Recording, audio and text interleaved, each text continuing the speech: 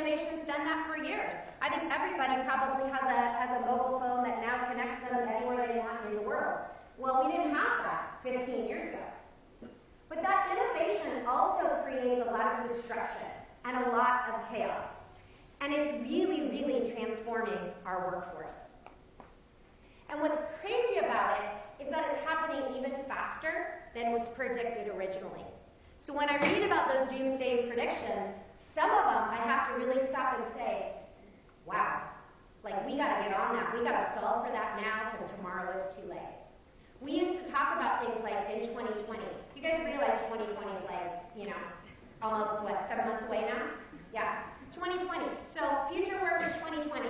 We're behind. We got to get together. So here's where I get nerdy, okay? So the U.S. Bureau of Labor Statistics says that more than 50% of today's jobs will require new skills. And they're saying that that's going to even increase further, that technical skills are going to become a major component of every job. And I'll talk to you in a minute about how that's already happening. Half of the most in-demand jobs, this was 2018, half the most in-demand jobs posted by LinkedIn were not on the list 3 years ago. That's crazy. And we all know that LinkedIn has a lot of data on us and what we're doing, so this is a crazy statistic. 35% of skills workers need will change by 2020. Oh, 2020, again, 7 months from now. This is happening. It's happening now. And by 2021, the innovation and the development world that will allow us to build code faster will take people who aren't developers, and now they'll be able to create new innovation. It's pretty crazy if you read up on this stuff. That's going to cause what? More destruction, and it's going to be even faster than it is right now. And then 73 million jobs, this is one of the doomsday ones, 73 million jobs could be lost in 2030 because of AI and automation. So, skills are evolving. And I think when I take a step back, and I'm not going to age myself, I'm not going to use my plastics, but when I think back to when I first entered the technical market, when people talked about innovation, it was basically the coders. The people that are developing product, the coders, they need new skills, they need to learn Java, they need to learn AWS, whatever the new thing on the market is. They were the people that had to do it. The rest of us were like, sweet, like our jobs just stay the same. Like these developers, they gotta learn new things, we don't. But that's not the case anymore. Every job is changing. Every job is requiring a new set of skills. And most of those are requiring technical skills. So let me give you some examples. Sales. How many salespeople in the room? Yes. Sales. Great. So your jobs are changing. So when you used to think about sales, you thought about you need to be able to pitch, you need to be able to negotiate, you need to be able to close the deal, right? That's your core skills. Guess what? Not the case anymore. Because now your customers have access to so much more data, so much more information, and not all that information is helpful to them. And so as salespeople, your job is going to need to be to cut through that data and to help them make better buying decisions. You're going to have the technical skills to understand the data and be able to do that. What about marketers? Do I have any marketers in the room? Okay, marketers, you're changing too. I'm sorry, everybody's changing.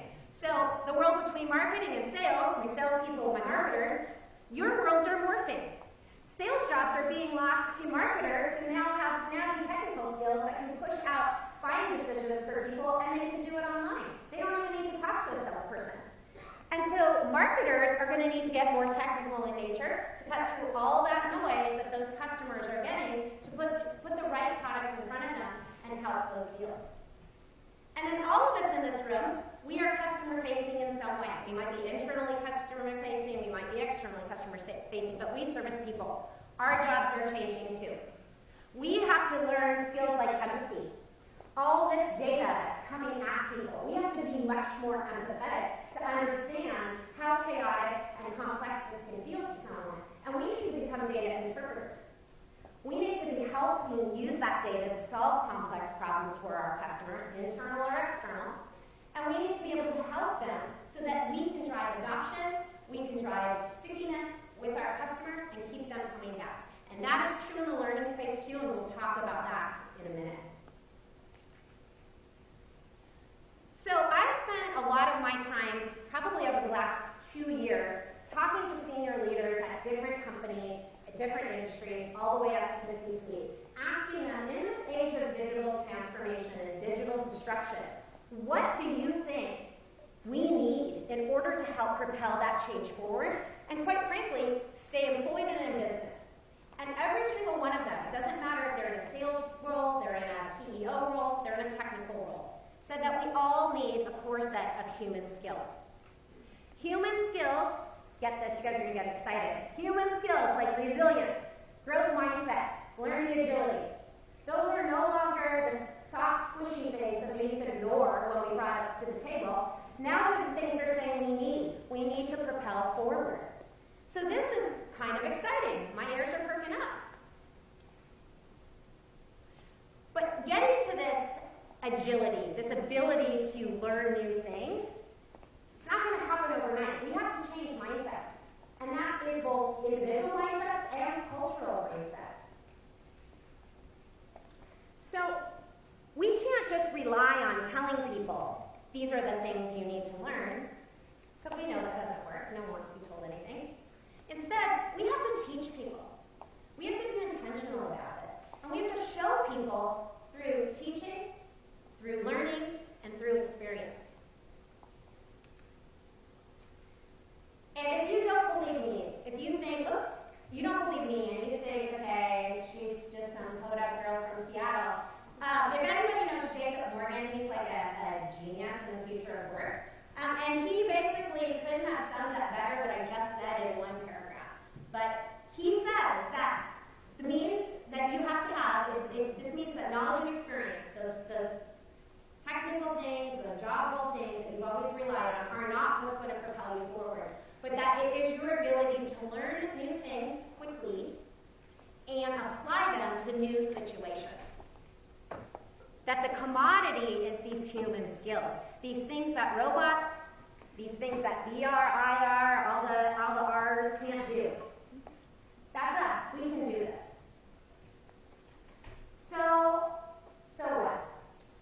I talked about how there's days I want to hunker in a bunker and just like say this is doomsday and I should just wait till I'm unemployed in my bunker and I can just start that early. And we don't know what predictions are going to come to fruition, right? We don't know if by 2030 all our jobs are going to be automated. We don't know any of that. But we do know that innovation is happening. We do know that disruption is happening. We do know that all of this stuff in the workforce is going way more rapid than we thought.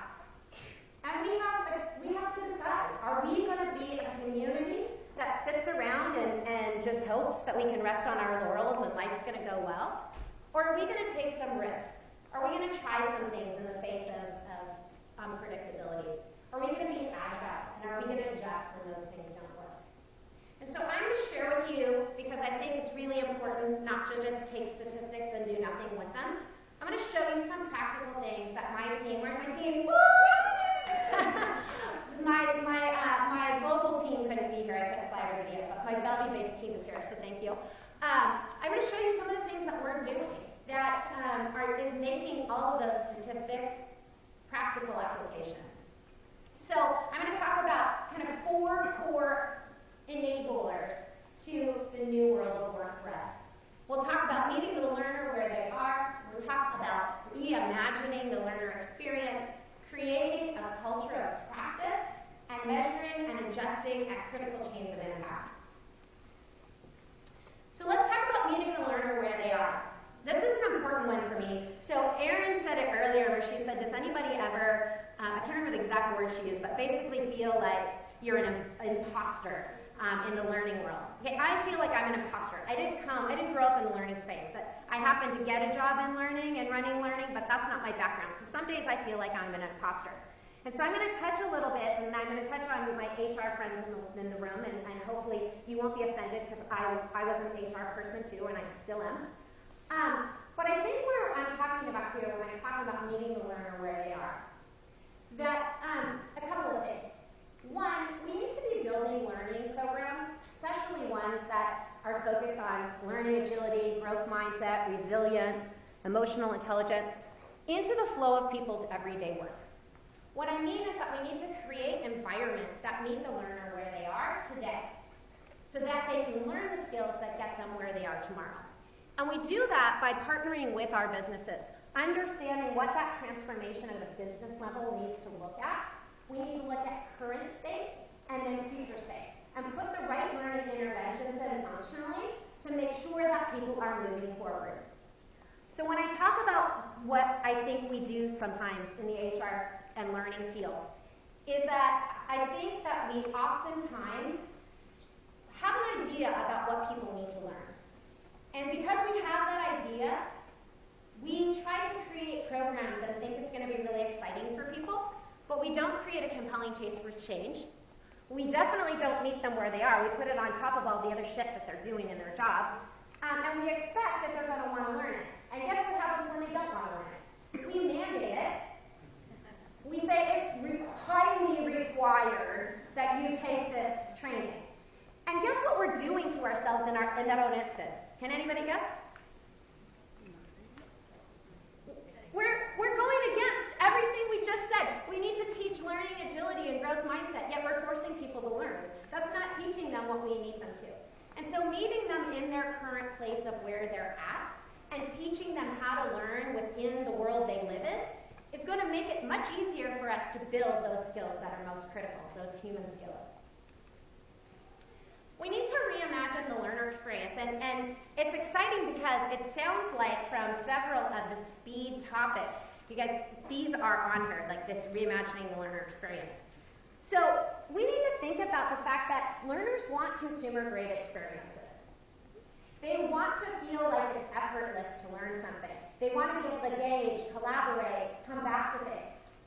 And this is what always cracks me up, is that this isn't like a big shocker, because are we not all learners? Don't we all want that? I know I do, right? So we know that learners want that. We need to be more creative. We need to be thinking about how we no longer just rely on tools that work for us to measure learning, like LMSs, but really what sits on top of that? That snazzy, sleek UI, that interconnection of all those tools that come together. I'm looking for, there's a gentleman I talked to right before this morning, and this is what he does. He pulls everything into ecosystems and basically helps create a world in which we're meeting the learner where they are with one-stop shop approaches. Learning is not a standalone. Learning is part of an ecosystem and systems that they go to every single day. And so I'm not going to read through this list because I think you guys all have heard this before, right? What I will say is that we don't do this well in learning. We expect people to go to disparate systems, we don't connect programs, and we don't get people to this amazing learner experience. So we need to really reimagine this world. We need to create a culture of practice. So what we mean by this is people don't learn by going to one-time events. You probably learned some things today, but you really learn through repetition. You learn through the ability to learn something, to practice it, to apply it, to learn, to practice and apply it. That's the definition of learning agility and growth mindset. And so creating a culture of practice is moving away from these one-time events and really creating these journeys for people in which they can learn, apply, and practice. Some of the things that we're doing in our world around this is coaching is a great example. So we're building out a coaching practice. And one of our coaches. We're building out a coaching practice where people come, they do digital learning. They go and apply some of the techniques that they've learned with their teams. They come back in cohorts and they talk about how it's working and what do they need to learn and how can they help become better. And they're doing this over an extended period of time, 6 months. Now, are they going to be coaching experts at the end of 6 months? Probably not. We're going to have to solve for that later. But we're building that learning agility, that repetition, meeting them where they are in their jobs, and we're creating this continuous culture of practice for them. And the amazing thing is, I know I've got data analytics people here, and I'm not going to profess to be one. This is why I rely on really strong data analytics people. But the amazing thing about building a culture of practice is that we now have more data that we can look at. And we can say, you know what, do we need more skill development in this area? Do we need another learning intervention here? Why are we not getting from awareness to application? How can we adjust? So when you think about global market trends and you think about the fact that the world is changing, there's skill shortages everywhere, this is how we start to use learning as a differentiator in building critical talent in our organization. We start to build new skills for people that teach them how to learn, unlearn, and relearn. We measure where they are through those measures of impact, and we start to increase areas of skills that we need.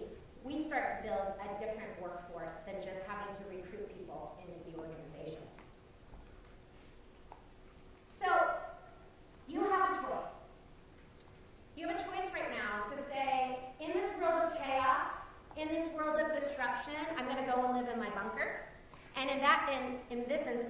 maybe I'm going to rest on my laurels and do the same thing I did the last 10 years and hope and pray that that's the right strategy and it works. Or you can be a disruptor. You can do some things, you can try some things, and you can take a few risks and measure and see if they're working. If they're not working, be quick, fail fast, try something else. But you have to do something. And we can't just sit around and not do anything. So this is the way I look at all of this. I look at all of this and my excitement goes up. Because this is our chance as learning professionals to unleash our inner superheroes. We finally have a case to say that all of the things we've said for the last umpteen years, you have to have learning agility, you have to have growth mindset, you need to have complex problem-solving skills. All of these things are now a critical part of strategy execution and transformation for companies. Like, does this get you excited? This is an opportunity. Yes, it gets me so excited. And what I am even more excited about is that we, in this room, 200 and some people, are a bigger team, a tribe, as was described earlier. So we don't have to take all these risks on ourselves. We can use our tribe. We as learning folks, we as innovators, we as disruptors, we as strategists can come together and collaborate together, test out new things, and share with the community how they're working. And this is exactly why I said yes right away to this event, before even knowing anything. Because the power of your community and the power of your tribe is how we're all going to get through. We have the chance to really show why people are the differentiators in every single company. So I hope that you will continue this conversation with me. This is all my contact information. I would hope you would reach out. I hope you would challenge if you hate my ideas. Hate away because I want to know why and I want to adjust. I don't have all the answers. My team doesn't have all the answers. We always say we're building the plane while we're flying it because we're Expedia. We're building the plane while we're flying it, but it is true. It is true. And so I hope that you use this opportunity today to build your tribe, to challenge and share ideas, and to unleash, I got to get my prop. To unleash your inner superhero. And I don't know, I don't have like a whiz-bang, like cool thing for what my superhero is, but I heard a really good one earlier today. Someone said that they had X-ray vision, and I thought that was awesome. And then they said, you look like you could be Elastigirl, and I've heard that so many times. And so maybe I'm Elastigirl, right? But in any event, unleash your superhero, have fun, network, and let's kill these statistics. Let's make an impact on this stuff. So thank you, everybody.